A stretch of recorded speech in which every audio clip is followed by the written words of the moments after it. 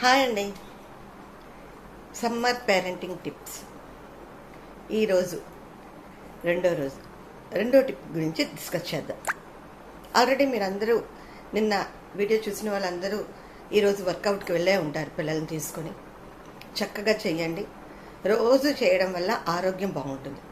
అయితే మన వర్కౌట్ అయిపోయాక ఏం చేయాలి? సెకండ్ టిప్లో ఈరోజు నుంచి మీరు ఒక న్యూస్ పేపర్ తీసుకోండి. మనం ఇంత కష్టపడుతుంది, ఇంత చేస్తుంది పిల్లల కోసానికే కదండి. ఒక్కొక్కసారి మనం అనుకుంటుంటాం మన పిల్లలకి జనరల్ అవేర్నెస్ లేదు, మినిమం కొన్ని వొకాబులరీ వర్డ్స్ కూడా రావు, వాళ్ళకి రీడింగ్ స్కిల్స్ లేవు, అండర్స్టాండింగ్ స్కిల్స్ లేవు అని బాధపడుతూ ఉంటాం. మరి అవి రావాలి అంటే ముందు మనం ఏదో ఒక ఇన్పుట్ ఇవ్వాలి కదా. ఆ ఇన్పుట్టే న్యూస్ పేపర్ రీడింగ్. అదేనండి ఈరోజు మన tip. Read news paper and enrich your knowledge. ఒక న్యూస్ పేపర్ తీసుకోండి.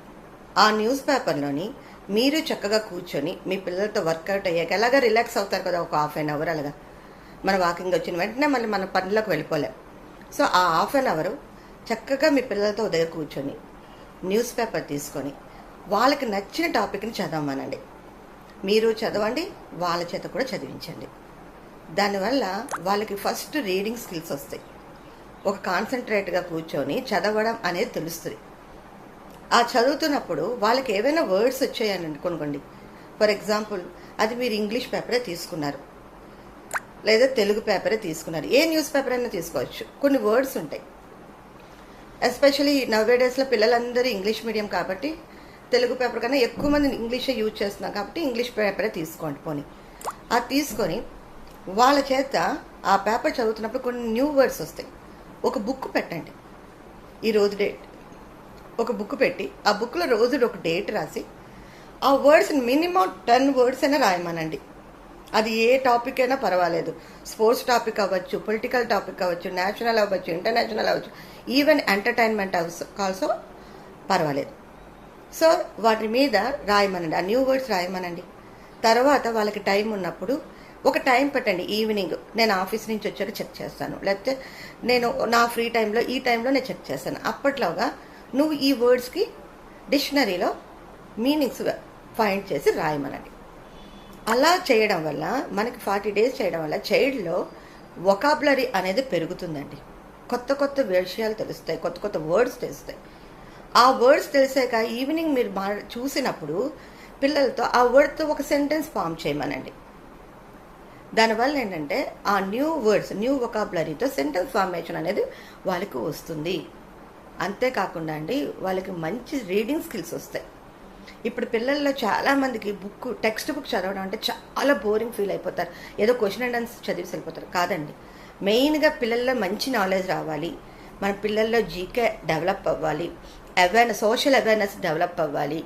వాళ్ళు చాలా బాగా సొసైటీలో ఏం జరుగుతుందో తెలుసుకోవాలి. ఒకవేళ ఇన్ కేసు మీకు కానీ మీ పిల్లలు కానీ ఇన్ ఫ్యూచర్లో ఐఏఎస్, ఐపీఎస్, పబ్లిక్ అడ్మినిస్ట్రేషన్లోకి వెళ్ళాలనే ఒక ఐడియా ఉంటే న్యూస్ పేపర్ రీడింగ్ అనేది చాలా ఇంపార్టెంట్ అండి. న్యూస్ పేపర్ రీడింగ్ చేస్తేనే అవేర్నెస్ పెరుగుతుంది. సో దానివల్ల వాళ్ళకి అవేర్నెస్తో పాటు రీడింగ్ స్కిల్స్, అండర్స్టాండింగ్ స్కిల్స్, ఒక బుక్ చదువుతా ఒక వర్డ్ చదివినా దాని యొక్క మీనింగ్ వాళ్ళు అర్థం చేసుకోగల క్యాపబిలిటీ పెరుగుతుంది.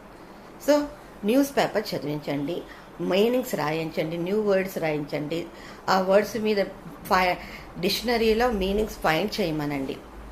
దాంతోపాటు ఒక చిన్న పజిల్ మనకు చూస్తూ ఉంటే న్యూస్ పేపర్లో సూడోకా ఇస్తారు, వర్డ్ పజిల్ ఉంటాయి.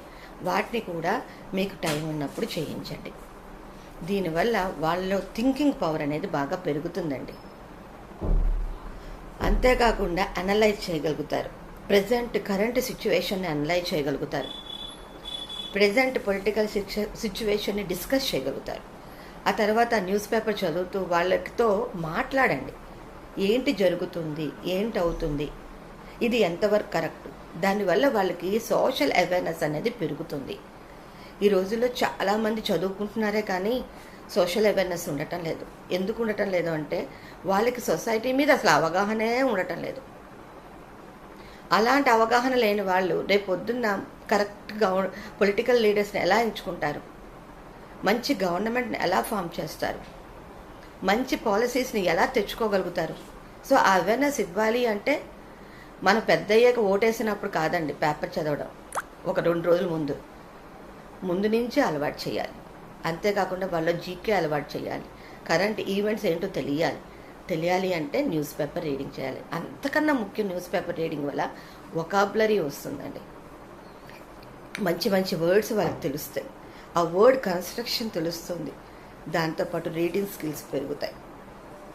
సో ఈరోజు టిప్ ఏంటండి, news paper reading and gain the awareness. Thank you, all the best.